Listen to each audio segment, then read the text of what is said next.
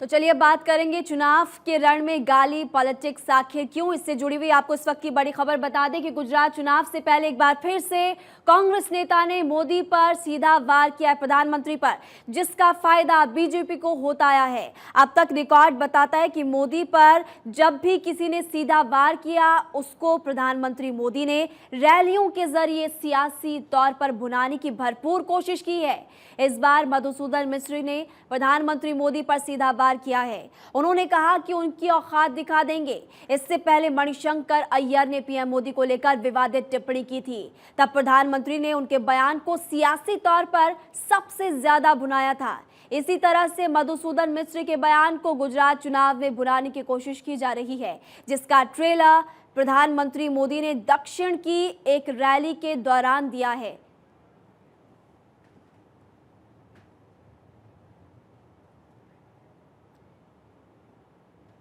तो वार पलटवार की पॉलिटिक्स लगातार जारी है। मधुसूदन मिस्त्री ने वार किया और आपको ये बता दें कि प्रधानमंत्री की तरफ से एक रैली के जरिए पलटवार किया गया है। ट्रेलर प्रधानमंत्री मोदी ने दक्षिण की एक रैली के दौरान दिया।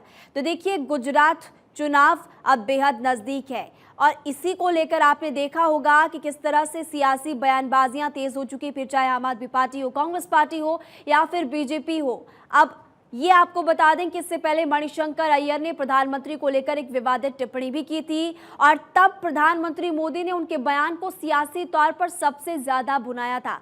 अब मधुसूदन मिस्त्री के बयान को गुजरात चुनाव में भुनाने की भरपूर कोशिश यहां पर की जा रही है। आखिर सवाल ये कि चुनाव बेहद नज़दीक है, लेकिन चुनाव के जरिए इन बड़े बड़े नेताओं को अपने बयानों पर भी ध्यान देना चाहिए। आखिर प्रधानमंत्री मोदी पर वार क्या नुकसान और कितना फायदा इस बयान के बाद होगा, ये देखने वाली बात होगी। लेकिन देखिए, चुनाव के रण में गाली पॉलिटिक्स आजकल काफी ज्यादा तेज होती हुई नजर आ रही है।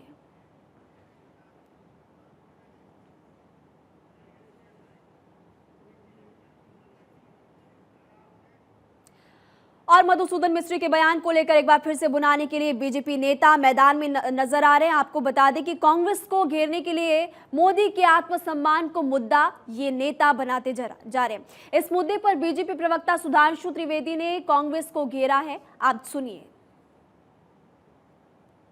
उन्होंने प्रधानमंत्री जी के लिए जिन शब्दों का प्रयोग किया है, हम उसकी कड़े शब्दों में भर्त्सना करते हैं और ये कोई नई बात नहीं है।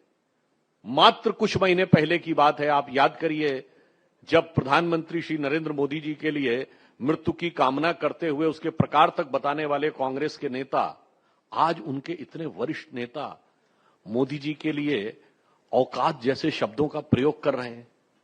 मेरे विचार से यह राजनीति में गरिमा को तार तार करने और मर्यादा को निचले स्तर पर ले जाने का एक बड़ा दुखद उदाहरण है। वो सरदार पटेल जी के संदर्भ में कह रहे हैं, तो मैं याद दिलाना चाहता हूं कि उन्होंने जब औकात शब्द की बात कही तो 1946 में जब अंतरिम सरकार बननी थी और सभी प्रदेश कमेटियों से नाम मांगे गए थे कि किस किस को प्रधानमंत्री बनना चाहिए, तो एक वोट पट्टाभी सीतारमैया जी के पक्ष में, एक या दो वोट जेबी कृपलानी के पक्ष में और बाकी सारे के सारे वोट सरदार पटेल के पक्ष में और 0 वोट नेहरू जी के पक्ष में थे। शून्य वोट के आधार पर, के आधार पर उन्होंने प्रधानमंत्री के पद तक पहुंचाने का जो निर्णय लिया, तो किसने किसको क्या औकात समझी और किसने किसके साथ क्या न्याय किया, ये इतिहास में किसी से छुपा नहीं है। तो आपने देखा इस पूरे मामले को लेकर अब सियासी घमासान मच चुका है। बीजेपी इसे मुद्दा बनाने की कोशिश करती हुई नजर आ रही है। फिलहाल इस पूरी खबर को लेकर और ज्यादा जानकारी हम आपको विस्तार से देंगे और आपको ये बता दें कि चुनाव के रण में गॉली पॉलिटिक्स लगातार जारी है।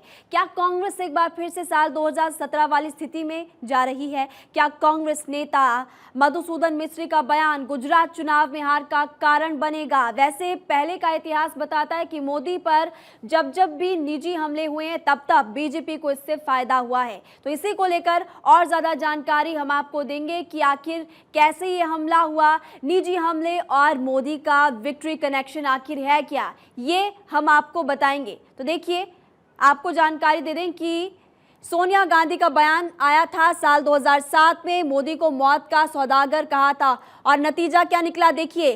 गुजरात में 182 में से बीजेपी 117 सीट उस दौरान जीती थी। तो ये देखिए कि बयान उल्टा पड़ गया, बयान उल्टा पड़ा और उसके बाद फिर फायदा बीजेपी को हुआ। बात की जाए मणिशंकर अय्यर के बयान की तो मोदी को चाय वाला कहा था, नतीजा क्या निकला देखिए। बीजेपी केंद्र में पूर्ण बहुमत की सरकार उस वक्त बीजेपी ने बनाई थी, तो फिर से फायदा बीजेपी को हुआ था। इसके अलावा और बयानों की अगर बात की जाए तो वो भी आपको बताएंगे। साल 2017 की बात की जाए तो मणिशंकर अय्यर का बयान देखिए सामने आया था, मोदी को नीच कहा था। गुजरात में 182 में से 99 सीटें उस दौरान जीतने में कामयाब भारतीय जनता पार्टी की हुई थी। राहुल गांधी का बयान देखिए, साल 2019 में मोदी को चौकीदार चोर कहा था, नतीजा क्या निकला।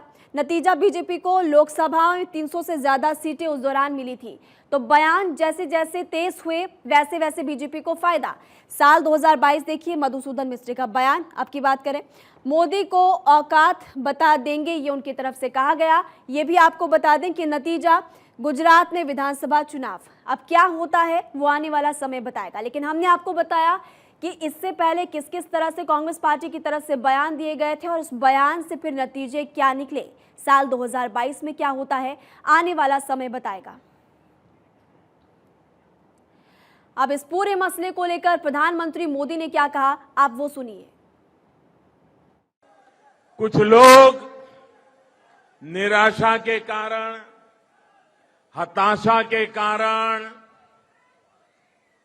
भय के कारण, अंधविश्वास के कारण सुबह शाम मोदी को गालियां देते रहते हैं, भांति भांति की गालियां देते हैं। सारी डिक्शनरी मोदी को गालियां देने के लिए उन्होंने खपा दी है। मेरी आपसे प्रार्थना है, ऐसी बातों से आप परेशान मत होना। उनके पास गालियों के सिवा देने के लिए बचा क्या है भाई? आप बिल्कुल परेशान मत हो जाइए। और मैं तो पिछले 20-22 साल से बड़ी वैरायटी की गालियां खा चुका हूं। मेहरबानी करके इससे जरा भी परेशान मत होइए। शाम को उन गालियों को, उस पर बड़ी हंसी मजाक कीजिए, बढ़िया चाय पीजिए और दूसरे दिन सुबह कमल खिलने वाला है, इस खुशी में आगे बढ़िए। तो आपने देखा कि प्रधानमंत्री